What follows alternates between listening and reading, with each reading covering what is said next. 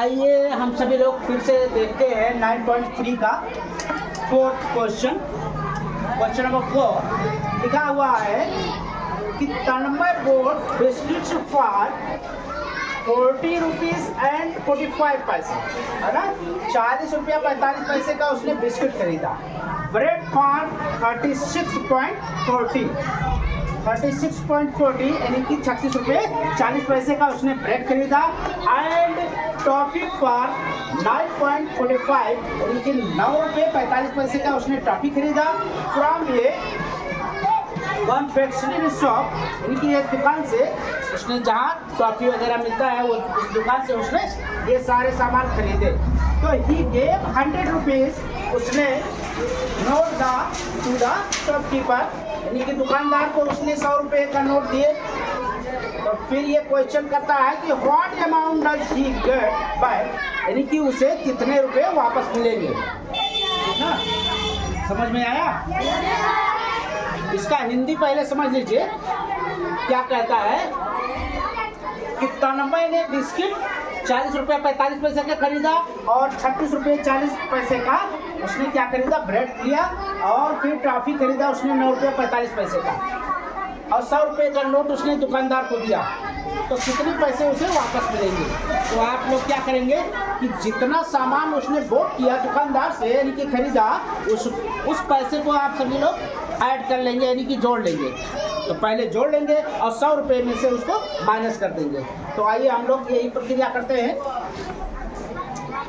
यहाँ लिखते हैं क्या कि बिस्किट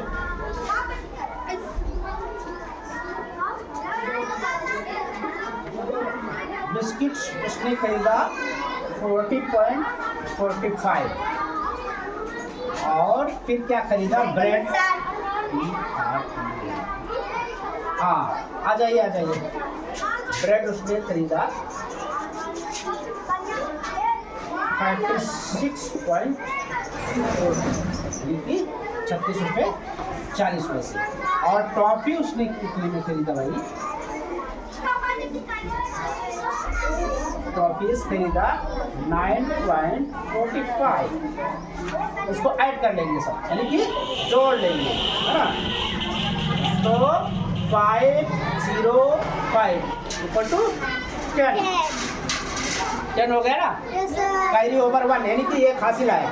तो यहाँ 4 + 4 + 4 इक्वल टू 12 यानी कि 4 और ये 4 यानी कि 12 हो गए। और ये हासिल कितना हो गया, 13 यानी कि 13 अंडर 3 कैरी ओवर 1। तो 6 + 9 इक्वल टू 15 और कैरी ओवर जो 1 आया था उसको भी ऐड कर लेंगे। तो 15 + 1 इक्वल टू 16 16 हो गया ना। 9 × 6 = 15, एक हासिल 16 के लिखेंगे 6 और फिर एक कैरी ओवर यानी कि हासिल।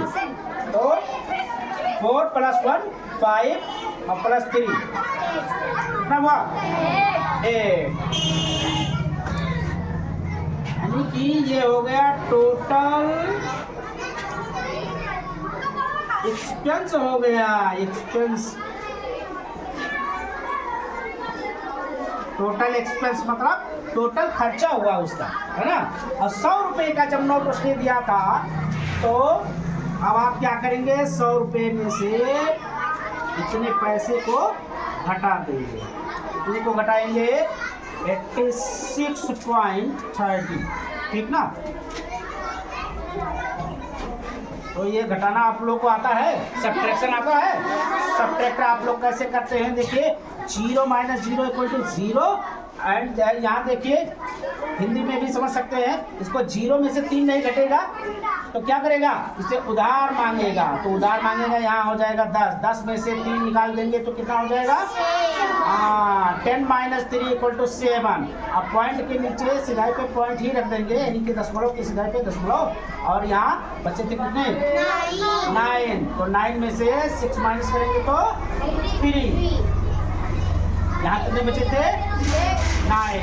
तो 9 - 8 = 1।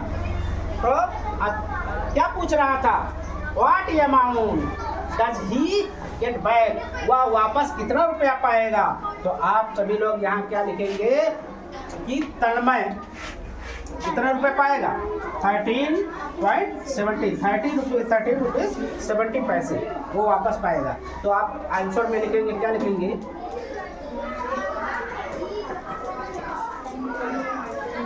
तन्मय